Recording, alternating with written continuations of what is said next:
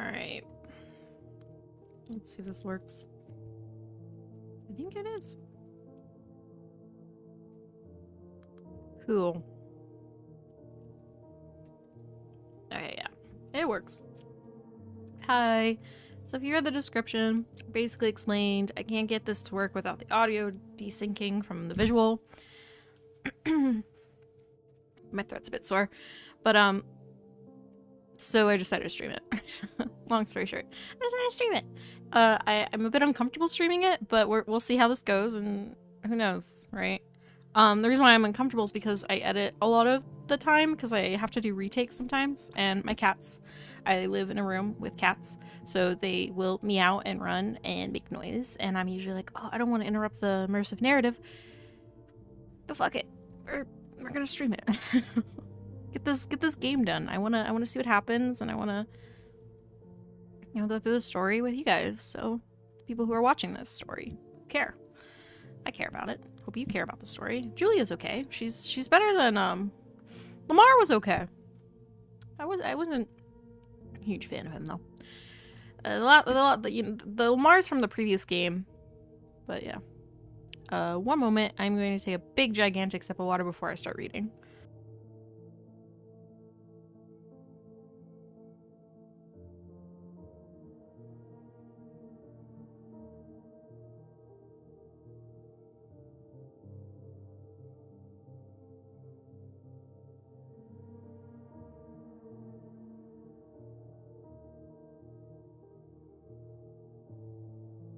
Okay, sorry about that pause. See, that's why editing's nice.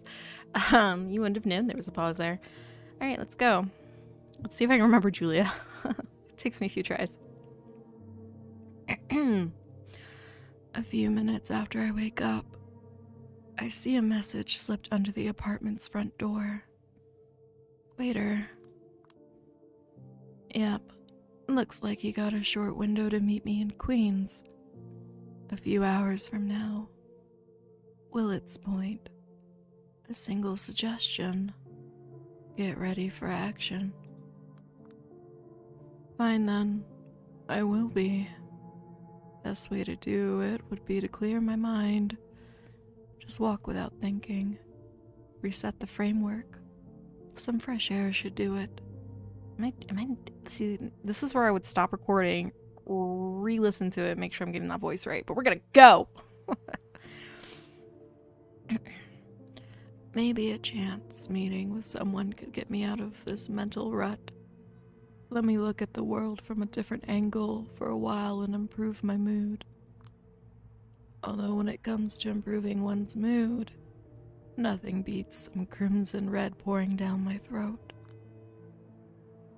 Not to mention, these cigarettes taste best with a full stomach. Let's go. Okay. Oh, it's her! There's no place like home and I need a little piece. Big Beat Burger, here I come. But wait, who is this loon? I remember her. Lamar and her became good friends. I'm being tailed. The last thing I need right now is a weirdo stalker following my every step. Did I take this investigation too far down the rabbit hole? You know, we're gonna go see her because she's one of my favorites. So we'll do it. And again, I find myself at the entrance of my sanctuary. Current vibe. Not exactly an embodiment of Joey. Okay, this is where I'm not gonna know this word. I'm gonna guess this is like a French saying. An embodiment of Joey de Vivier. There you go. But I'm burdened by my by my usual self-loathing. All in all, a pretty decent frame of mind. Beware, Big Beat Burger, something wicked this way cometh. And poof, just like that, my mood is ruined. All it took was a single step through the door. 1 second before I start this.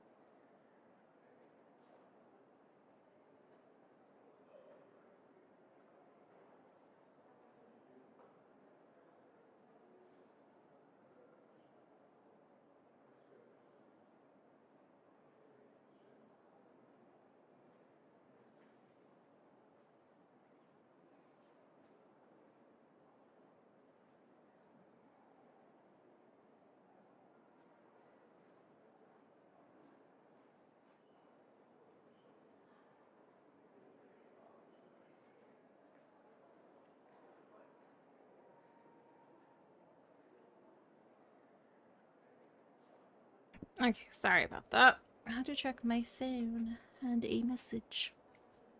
Okay, frenetic woman. Some swivel-eyed loon took my seat. Her legs are crossed over the table. Dirty shoes staining my clipboard altar. Oh, come on. Her clothing style is obviously meant to look eccentric and patchwork, but comes off as tragically derelict.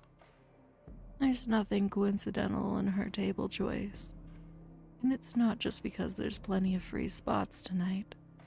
She ogles me with those beady little eyes, daring me to come and try her.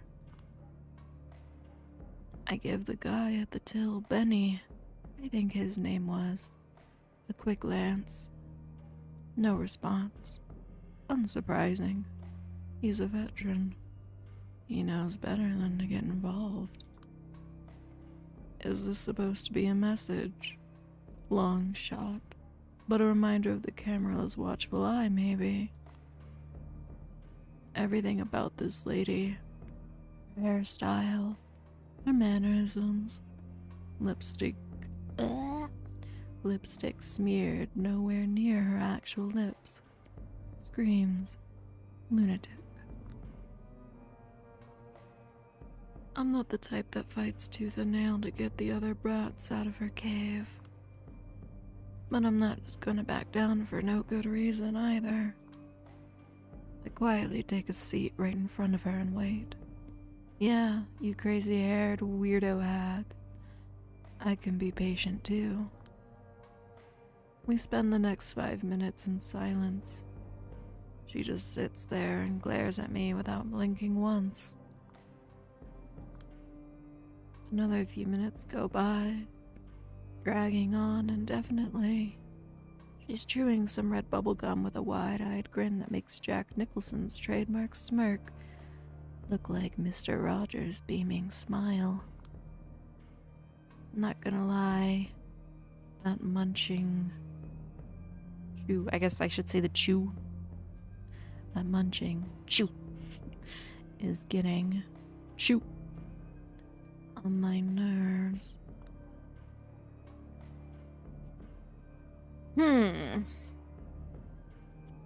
I'll just keep staring at her. I give her my most hateful stare, trying to make her look away like it's some pathetic preschool standoff. With every passing moment, I struggle more and more to focus on her eyes. It feels nauseating, kind of like gazing into some ever-shifting fractals. That's a hard one to read. Escher-esque fractals. I don't know. It becomes so vertigo-inducing. I need to avert my eyes for a moment, losing the dumb competition as a result. I can barely suppress the urge to spit right in her stupid, doodle-covered face. She uncrosses her legs in a strangely seductive motion. In her mind's eye, they probably look like Sharon Stone in Basic Instinct. But in reality, it had all the grace of a tracksuit Slav squatting. Hey, Boris is very seductive, okay? It seems we're gonna be here a while longer. I pull out a cigarette from my crumpled package and light it, casually, as if I wasn't bothered at all by the invader. Before I can take a single puff and... puff, not in. The nutjob snatches the cigarette out of my mouth. Don't mind if I do. Who do you... She cuts me off mid-sentence. Shh, no talking. You need to get back to your happy place. I try to hold the impetus. Impetus? Is that the right word? I've never seen that word, so. I try to hold the impetus to rip her face off. She picks up after a few seconds. I don't like you. I don't hate you either, not yet at least. Sheesh. I'm a good judge of character, but yours still eludes me. Get to the fucking point. She flicks the ash off the cigarette in a fluid motion and takes a long puff. No exhaling. The smoke comes out of her mouth while she speaks, like her intestines caught on fire. My special friend asked me to note your every step, judge your every move, and count your every failure. And believe me, when I started this job, I thought there would be a lot less counting. Who is she talking about? Panhard, Quater, Torque? She tilts her head in an upsettingly canine manner. Little girl, I ran all sorts of charts and graphs on you, and they all pointed to the same result. Useless hussy. Can you help your sister out and illuminate me as to what all the fuss is about? Don't want to help? Come on. If you're a good doggy, you might get a biscuit. As if all that bullshit wasn't enough. She taps my nose like I'm some fucking puppy. Oh no, you didn't. You want to get nuts? Okay. Let's get nuts. Let's try to dominate her. Get the fuck out of here. I try to bore into her mind like I did with many others before. But my body suddenly twists and stiffens, forcing my limbs into a bizarre state that's not unlike rigor mortis. She seems elated by my state, sending a meaningful smirk my way, the kind of wry expression that says, "You fucked up, big time." Bark, bark, little pup. In a last-ditch attempt to subdue her, I peer into her eyes. But all I can see is that smile and her sable eyes. The stars of black. What? What the? There's dirt under my nails. Are those leaves? Why are there leaves in my hair? And what's that awful taste? Oh. Adding to my bewilderment, the thing that drops from my jaws is a grimy femur. It falls straight into a hole in the ground, one that I must have dug by myself, judging by the state of my hands. I'm covered in mud top to bottom. My clothes are crumpled and torn in a few places. How much time did I spend on all fours? Oh, does she make me like a puppy and I went to go dig up some bones or something? Oh, God. That's actually kind of funny.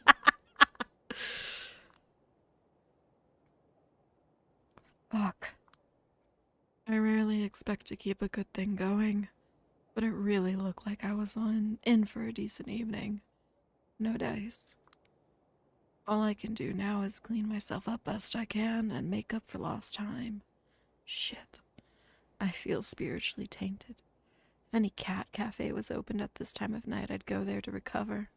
I love cat cafes. Never been to one, but they're cute. Let's just move on. It's time to get back to work.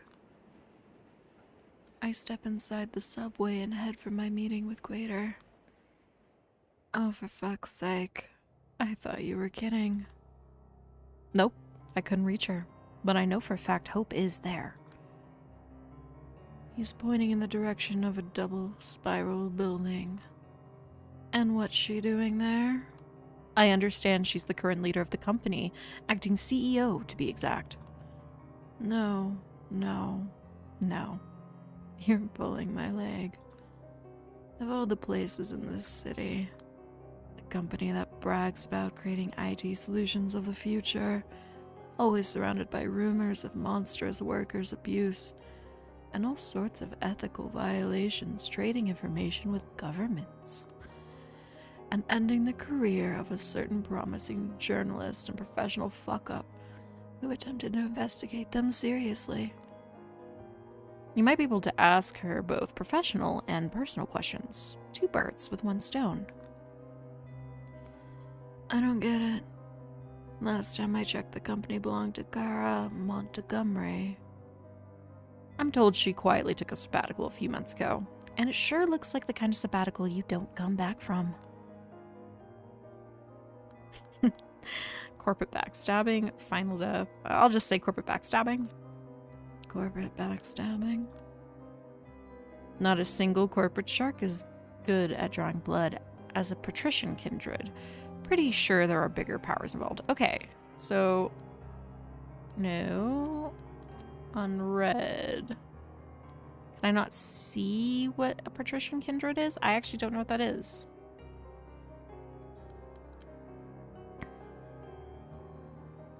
Can I? It just has it in blue. It's gotta be here then. Right? I guess not. I'll have to look it up on my own later.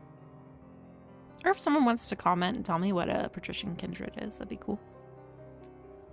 I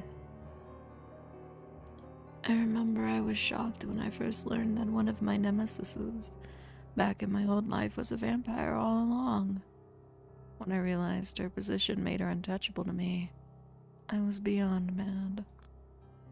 Well, whatever happened, it couldn't happen to a nicer person. What about her brother, Jesse? You're asking me. Last I checked, you were the expert on this company. I just handled the basic intel for you. Even though I shouldn't even really be here. Yeah, and I hope you realize I am grateful. You'd better be. So is Hope just another corporate shark? Well, she is the child of Carter. A theatrical pause. He smiles as he sees me wince. But very much unlike him, he took her in for her particular multifaceted talents related to the internet, knowing he's hopelessly behind the times in that regard. I hear she's been unruly, though. Well, unruly is good. I can work with unruly. So you're telling me she might not be a stuck-up startup bitch? Language. As I've told you a few times now, when it comes to the internet, just assume I haven't the slightest idea. I'm getting there myself. I haven't been able to check my email for 5 months. I have no idea what the kids at BBB are talking about most of the time. Oh my god. I might be getting old. Don't worry. The moment you realize you don't give a damn about most fads you would have cared about years ago is a liberating one. Been there, done that, at the beginning of the 20th century. Old. Anyway, you'll probably hear Hope's story straight from the horse's mouth. I don't have much time, so I'll get straight to the point. You shouldn't be looking at anything in the main building. It's just a front. Ignore it. What you want to do is use the elevators to get to the lowest floor of the building. Alright, I guess she wouldn't go, she would go, how do you say pish? Pish. Pish. I can't do it. I don't know how to say that in, like, her voice. I'm just gonna, you know what, whatever. I keep laughing because I'm trying to figure out how to do it. Pish. Pish. I heard stories about... I can't stop laughing. I heard stories about the double spiral basement, but I had no idea what to make of them.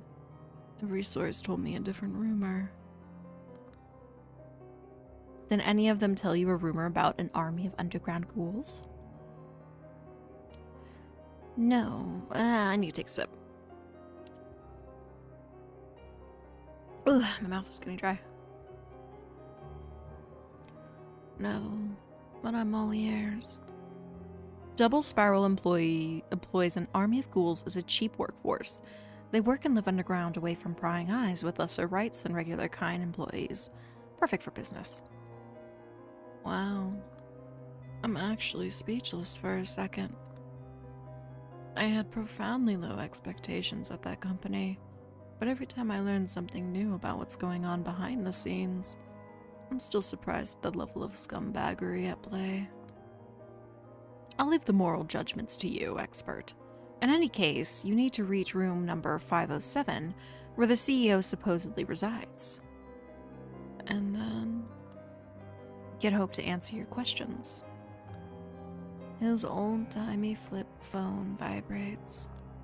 Speaking of, if you've got any left for me, it's now or never. I'm needed at the art hole, now.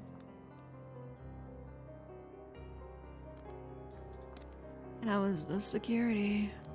Ah, yes, good question. As far as I know, it's cameras, body, heat sensors, and some electronic locks. Sounds like with some luck I might manage to infiltrate the building as nothing but a glitch in the system. A glitch might still provoke an investigation, so be careful. It is rare that our curses turn into blessings. When it seems they have, it's usually a trap. I will keep that in mind. And keep your eyes peeled for the ghouls. The phone vibrates again. Ooh, I read that normally. Well, that's it for me. Arturo is pestering me to show up at the Elysium 5 minutes ago. Tell him I kindly suggest he should go fuck himself. Not in 1,000 years. Well, good luck with your mission, soldier. With a mock salute, he disappears inside his car and drives away. Nothing left for me but to head in. Still, I'm anxious. So, okay, in the previous game, spoiler alert. Spoiler. You find out that the prince is basically under the influence of, I think it's Arturo, right? Does that mean Quater, though? Because he's the prince's sheriff. Does that mean he's under the influence? Are we being strung along? Like, I don't think he would help us as much, but I'm not sure. Because it's a question I've been having in my mind. All right, back to the story. Nothing left for me but to head in. Still anxious. There are 2 approaches to choose from, and whichever I pick, I will have to stick with it. If I force my way in and assert my authority, bad cop style, that should make an impression. Bad bitch coming in with the entire court behind her back, bluffing her way to victory. Sneaking in and politely asking for cooperation seems like the less disruptive, more me option, but it's not like being me has taken me anywhere thus far. Shit. I kinda wish I was still stuck in my routine where I didn't need to be doing things like developing a personality. It's a bit of a coin flip, honestly, but I gotta make a choice here. How do I approach double spiral? Alright, what are we doing? I feel like being covert is the correct way to do this. So I'm gonna stick with being covert. Trait updated. I don't get to see my traits, do I? Well, here we go. My trait's been updated. Being aggressive is not me. I don't even want to think about the headaches I'd have to deal with. The less disruptive I am, the better the chance they won't get pissed off at me. And I do need Hope to be cooperative. This good cop approach should pay off. Eventually. Alright, let's do this. I cloak myself in shadows and let my instinct take over. The lobby isn't well lit, so it's not hard to get behind the lone security guard. He does notice something is wrong with the security cameras and hits the display a few times. But once he's done, I'm already inside an emergency staircase and making the descent. The doors to the deepest floor are locked, but it just takes a bit of brute force. You take a sip.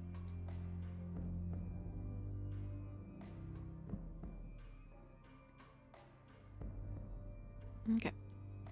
And I'm inside. Hello, double spiral. Thought you wouldn't see me again, huh? Assholes. I look around and find an emergency evacuation map. Bullseye. Looks like all the information I need is here. There it is. Room 507.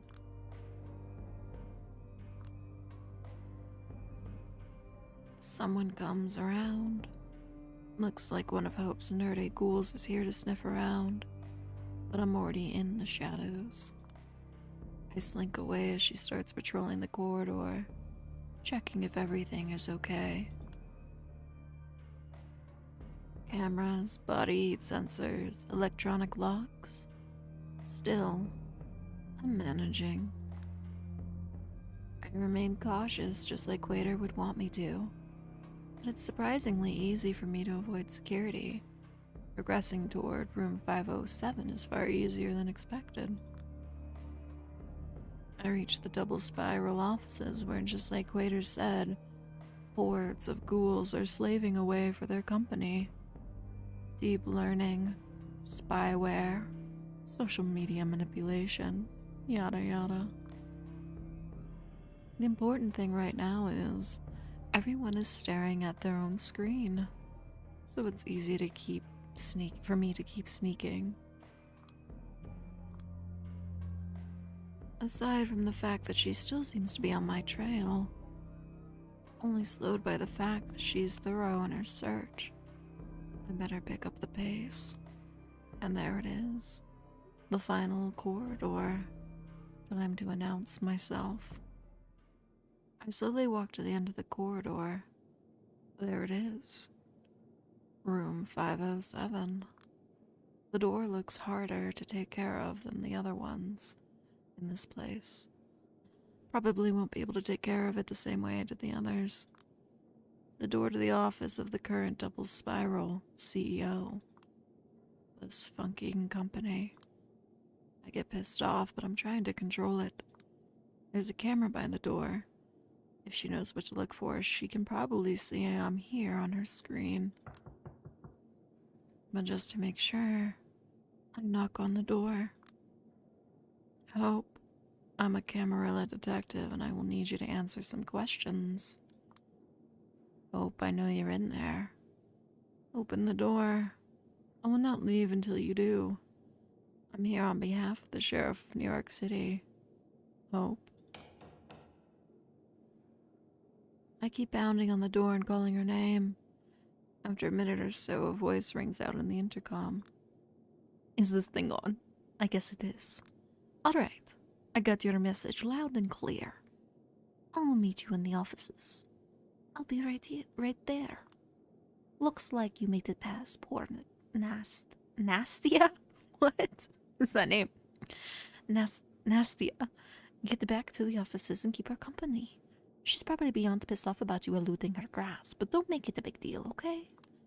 Thank you for your cooperation. I will be right there. What's up? On the one hand, clothes you could reasonably expect to find in any CEO's wardrobe. On the other, a body covered in tattoos, flashy jewelry, dyed hair, and wild makeup. The thought that she might be yet another CEO playing the nonconformist crosses my mind, but she strikes me as someone who's more than happy to live in her own little bubble. Still, I won't be fooled. She is the boss of Double Spiral. So, how did you find me? Sheriff Quater Alice Mai did. You'd have to ask him. I take out a new cigarette without thinking. You can't smoke in here, lady. Just let her. Don't treat me like I'm your enemy. Come in peace. A deep, relaxing drag. So when did you realize I was here? right at the start. There was a momentary laser malfunction, lasted a second or two. Hasn't tripped an alarm, but I guessed something was off. That's it. Hunches have gotten me every job I've ever had. Hunches saved my life any time I got into a messy situation. These days, the reality is too complicated to rely on anything else. Can't find a better head of security than Nastia, and her hunches are the main reason why. They're like a sixth sense. Haven't I seen you somewhere? Dunno. A club, maybe? Wait a second. She is familiar. I can't remember, though. Yeah. Last year. Soon after I was embraced, I visited that one club in that refurbished warehouse. And you were there. You've got a memorable aura. Yeah, I DJ and help out there from time to time. Gotta show my face if I want to make it big. Why don't you focus on that? Following that career path doesn't exactly seem compatible with being head of security for Double Spiral. And not just because the necessary skill sets are so different. Nastia looks at hope. Working at Double Spiral provides a lot of benefit to someone who relies on the internet for promotion, lady. The slowed aging is just a nice perk. Lovely chat, girls, but I'd loved it if you saved it for later. I'm CEO now. I have a lot of duties I must pretend to handle. I just need to ask you a few questions. Sure, yeah. Call me if you need me. I've got a weird hunch about this one, too. Don't worry. I'll disappear as quietly as I arrived. Yeah, I'd prefer to be sure that you left, lady, so that I can report it to my boss. We'll talk security later. Don't worry. This shit happens. For now, take 5. Nastia leaves, and I'm left alone with Hope in the corner of the office. It feels funny to stand here in front of you. Oh, and why is that? You people had me fired from my job before I was embraced. I see, you're that Sawinski girl from Lodestar. Yeah. Somehow I never put 2 and 2 together. So you're the Lasombra rep for this city now, huh? As she's talking to me, she keeps tapping her phone with terrifying speed. I don't feel like I have her full focus, and it's getting on my nerves. Just so you know, I have no idea why you've taken Kara Montgomery's place, and I doubt you'd tell me. But the bitch deserves to burn in hell. Hell yeah, she does. Wait, did you just admit? Hold your horses. No, Jesus, this is why normal CEOs pay for PR people to talk for them. I only agreed that she's a horrible person in every way that counts. Nothing more. Does she know that's what you think of her? Why did she let you take her position in the first place? What? I will just cut through the bullshit, okay? Miss Lodestar, I guess this is about Jesse and Kara covering his creepy ass. You've spent months on this case and you'd like some closure. Pretty much. Well, here's your closure. Double Spiral has severed all ties with them. They don't work here, they get no company money, they probably won't ever show up here again. The company's not their circus anymore, and the workers are not their monkeys. I'm in charge now. So yeah, if there's anything you'd like from me, I'm all ears. It wasn't just Jesse and his sister. This company has ingrained structures of abuse and immoral. I've ordered internal investigations and audits. Everyone related to those illicit activities was disciplined, legal actions, firings, and rebukes, all depending on the severity of their misdemeanors. I don't have a stomach for all that creepy corporate shit, so I'm trying to steer the ship in the right direction. Don't know what else I can tell you. For fuck's sake. No matter how I look at it, seems like she's done everything I hoped to achieve. The Montgomery clan is over. The queen bitch is a symbol of everything that's wrong with tech CEOs is gone. Jesse, that perverted, embezzling son of a bitch, is gone. I should be glad. So, why is there a sinking pit in my stomach? This doesn't feel right. This doesn't feel right. Probably not, but hey, I look at this company like the mafias in gangster movies. You don't really win by dismantling one. Another one will just as quickly take its place. You can only win by ensuring the organization gets the best possible leader. So in Double Spiral's case, the best you can hope for, no pun intended, is me. The biggest case in my professional life solved by some weirdo who fucked Kara and Jesse over in presumably underhanded ways. It doesn't get more anticlimactic than this. Fucking hell. I want to ask her how she did it, but why would she tell me? All I can guess is she's an outcast who decided to get her hands dirty and obtain power to do something she considered good. Something I've always been afraid to do. Anyway, I feel for you, but I have a lot of work to do. So, if this wasn't just a trip down memory lane and you have any other questions, speak now or forever hold your peace, okay? I feel like a car just ran me over, but I need to keep my shit together. Right. A few days ago, the Anarch Baron was found dead in his office. Are you familiar with the case? Douglas Callahan. Of course I'm familiar. Every kindred online is talking about it. And what are they saying? They're accusing everyone. I mean, it is the internet. Are they accusing you? Why would they do that? I found a particular note in Callahan's remains. It had your name on it. Huh? What can you say about this? Nothing. I've never met the guy. I've never even seen him. He wasn't in my crowd. Then why would he have a note with your name in his pocket? Why were Walt Disney's last written words Kurt Russell? No clue. I watch her closely, but nothing suggests she's hiding anything.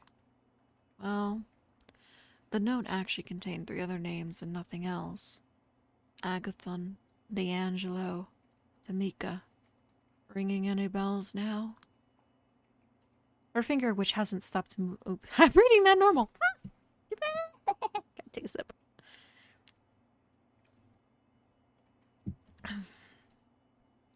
Her finger, which hasn't stopped moving across the phone touchscreen since I first saw her, freezes. Yeah, it kinda does, actually. It's a short list of promising unaffiliated kindred that was making the rounds in NYC a few months ago, in case anyone needed a hero for hire. I didn't know Callahan had it. I know Sophie Langley did, as well as a few Primogen. Not sure about the Anarchs. Who could have prepared this list? One of the local information brokers. A short but telling pause. Anonymous. How anonymous? Sort of anonymous. She's obviously conflicted about whether she should tell me. Or maybe she's pretending that I worm it out of her. I've been a good sport ever since I walked through her door. Maybe appealing to her sense of morality will work. I really need your help. I want to prevent the tensions between the local anarchs and the court from escalating, and every lead helps. She briefly considers her options, then gives up. It's my sire, Carter Vander Wyn. Oh. He's brokering information.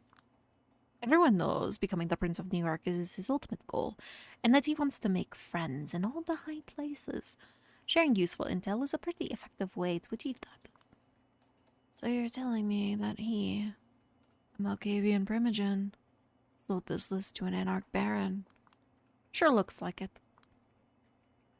Why would he suggest his own child to somebody? To have a person on the inside. Just another way to further his information web. Wouldn't they realize you two are close? The story going around is he left me alone and I hate his guts. Well, at least half of that is true. She's talkative. Probably sees... Keep mixing up the fucking voices.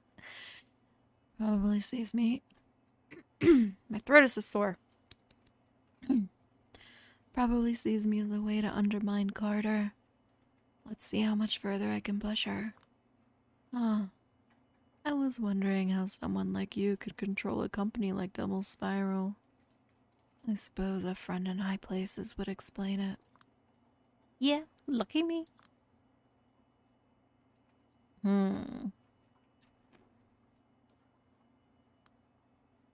Oh, I guess she said it not so happy, so she probably said it like, yeah, lucky me. You know, like, Not happy about ruining Cara Montgomery. I know I'd be on cloud 9 if I did that. Oh, I was beyond happy. It's just that it's something different now. She stares at dozens of displays on the wall in front of her. Ooh, hope! Those power heals! Do you remember the YA2K era internet? Jesus, I barely remember the internet at all. My people can't really use it. But yeah, I guess I sort of remember forums, GeoCities, browser wars, all those handmade amateurish web pages. It was a golden age. Everyone was welcome to freely express their creativity and obsessions in this abstract new frontier. No formulated rules. Every site was a distinct new universe to explore. You know, as a kid, for some reason I kept saving every webpage that moved or changed me in some way. I don't even know why I did it. But today, a folder with these is one of my greatest treasures. Fast forward to today. I'm the boss of a company that has one overachieving goal. Steal the online narrative in every possible way that benefits the Camarilla. And because the online world is so fucked up right now, I can do it using only 5 websites or so. Every day, I deploy thousands of believable sock puppets to force some belief on the masses. Right now, they are being managed by these ghouls. Soon they will be partially managed by AI. Basically, an all-American version of the Chinese 50-cent party. A new pattern of public opinion guidance. Ever since I was a teen, I've pretended to be different people online for fun. Aping the posting patterns of others was something I turned out to be horrifyingly good at.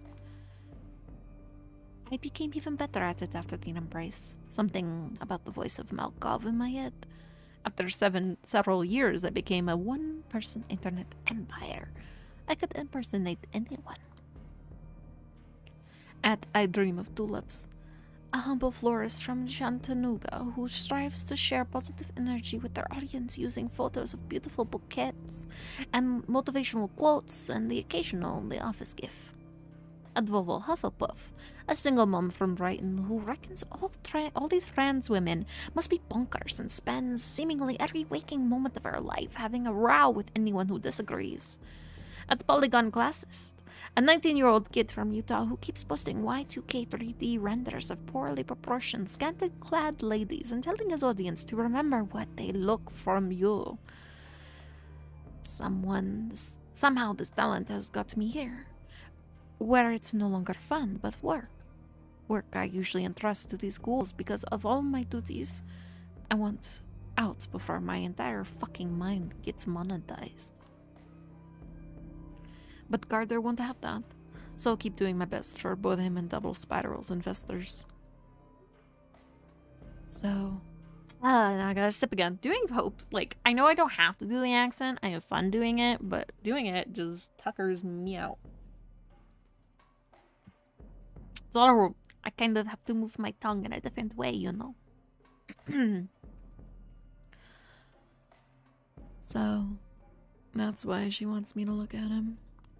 I assume most of your operations focus on New York City. A lot of them, yeah. How do you imitate a New Yorker voice with these sock puppet accounts? Living in Manhattan and being mentally unstable makes this shit easy. To our normal, well-adjusted person from the outside the city, everyone here seems mentally unstable. Ever watched that 9/11 Howard Stern show? No. Check it out someday. It's educational. Ask anyone in NYC about it and they're like, it was a great bonding moment. He was helping us make sense of everything. He kept saying what we were all thinking. Then you listen to it, and it's everyone yelling that we need to nuke something. Maybe the entire world. Get rid of all the Muslims. Fuck human rights. No investigations. Take their oil. Cheery. You watch it. You study it. You witness that specific brand of humor in the face of a tragedy, and you understand that nothing outside of the NYC really exists for the people who live here, or the vampires. A foundational text, really. Whenever I need to get in that New Yorker mindset for work, I let it play in the background. Works like a charm. Seriously, give it a shot sometime. Someday, I might. For now, I think I will confront Vanderwyn with what you've told me. Or is it what you haven't told me? What's the story? Me? Of course, I haven't told you anything. You're such a good investigator, you figured it out by yourself. And if he asks, just tell him Kaiser sold you the info. That should do the trick. I see. I see. Thank you. What for? I did nothing. Let Nastia show you out. And if you don't know Vanderwyn's address, just ask her.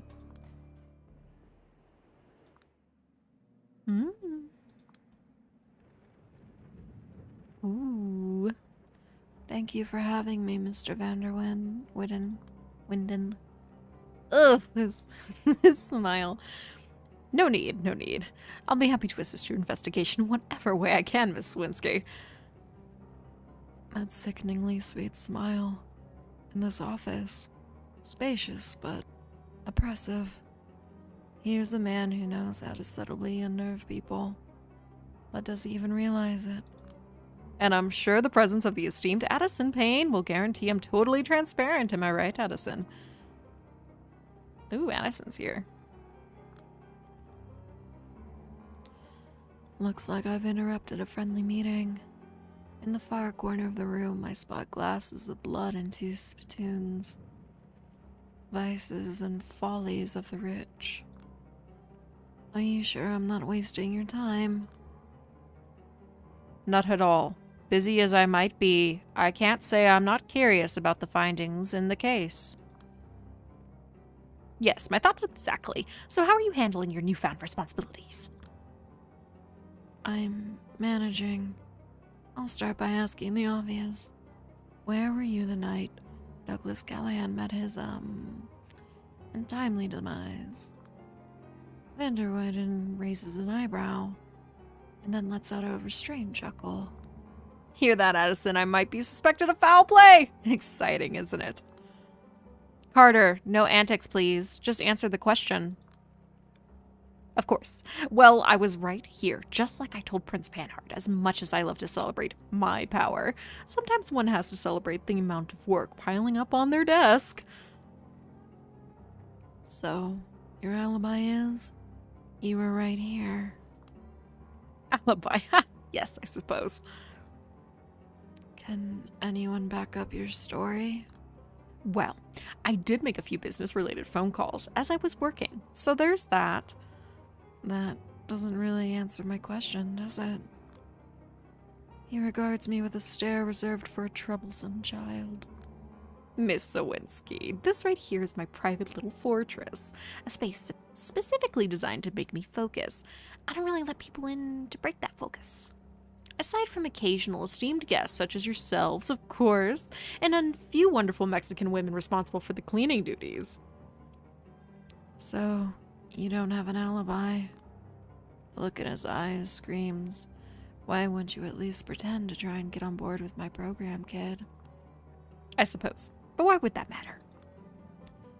Because I found something that belongs to you on the victim's person. Pardon me? Took the words right out of my mouth. We're not talking a murder weapon or something of that caliber, of course. No, it was a short list of 4 names. Unaffiliated kindred whose services could be useful to anyone interested in toppling the current power balance in NYC. Tamika, Hope, D'Angelo, Agathon. Excuse me, Miss Winsky, but I'm afraid I don't follow. How is that something that belongs to me? I have it on good authority that it's a short list you've been shopping around to anyone interested here in NYC, be it the Camarilla or the Anarchs. Addison tenses up, and his host is not happy about it. This is just preposterous. I'm calling your bluff right here, miss.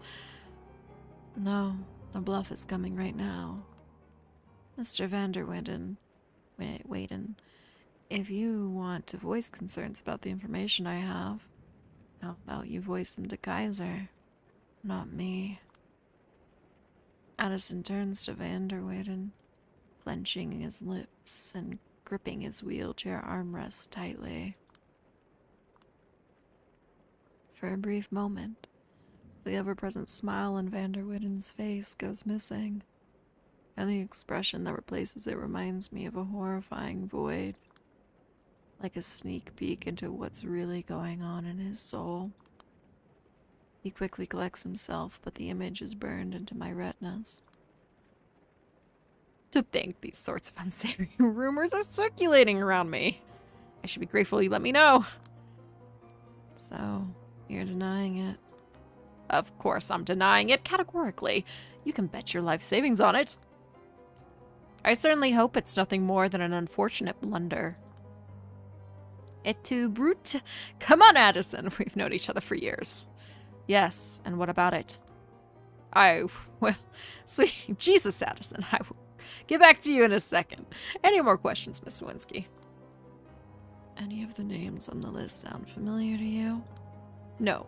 I mean, yes, that is my longest-range child on your list, but that's just another reason why I'm flabbergasted anyone would consider it mine.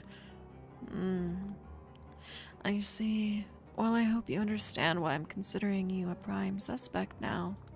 Yes, and I swear to clear my name as soon as possible. Scout's honor. Any more questions? I'm good for now. Sheriff Alice and I will probably contact you later. I will get in touch with him myself ASAP. Once again, thank you for your work. He extends his hand toward me, practically forcing me to shake it. Then he puts his hand on my shoulder to lead me to the door, all too eager to see me off. Out of sheer curiosity, Mr. Vanderweyden, I have one more question. It may be a bit random. I really didn't need to ask it, but I wanted him to die inside for a moment. Of course, my dear. His slightly strained tone suggests I may have succeeded. You seem like a person who couldn't live outside of NYC. By chance, have you listened to Howard Stern's talk show after the World Trade Center fell? A tad unsure, but once again carefully controlled chuckle escapes his mouth. Jeez, that is random, but well, New York, born and raised, just like you said, of course I did. Your opinion? Same as everyone else. It was the spiritual guidance we needed that day, coming from the unlikeliest of places. A visceral response that verbalized everything we felt. A beautiful moment of unity. Not that I'm into lowbrow jokes about Pamela Anderson and the typical shock value the show tended to offer, but as far as I'm concerned, Howard did an indispensable thing that day. Why are you asking? No particular reason. I thought it might give me some insight into the kind of person you are. Well, that's the kind of person I am. Just your average New Yorker. So it seems. Well then, I'll leave you and Mr. Payne to your plans of conquering the city. Conquering the... Now that's spicy. Addison, I love this girl. She's gonna go far, I'm telling you. She's got that spunk, that glint in her eye. Goodbye, Miss Swinsky. I wish you a pleasant respite and a swift success in your investigation. Good night. I make it a point to bow to Addison's servant, not the man himself. Doubt he even noticed, but at least these invisible displays of rebellion make me feel a little better about myself. All right. The faster I leave, the better. Julia. And with that, I'm gonna take a break. Yeah, thanks for watching if you watched this live stream. I don't have two monitors. My other one broke, so if you were in the chat and I didn't see anything, it's pretty early in the morning. I doubt anyone's here, but if I didn't see anything, I'm sorry. Please like this video, subscribe if you like my content, leave a comment if you want to say anything, or just, you know, be like, hey, you're annoying, and I'll be like, yeah, I know. So, have a good night, guys, and, you know, remember that, you're cool. I don't know. I'm horrible at ending streams, so I'll just end it this way. See, I can't do it. My voice. Let's try again. Maggots love you, but not as much as I do. Love, your malicious corpse.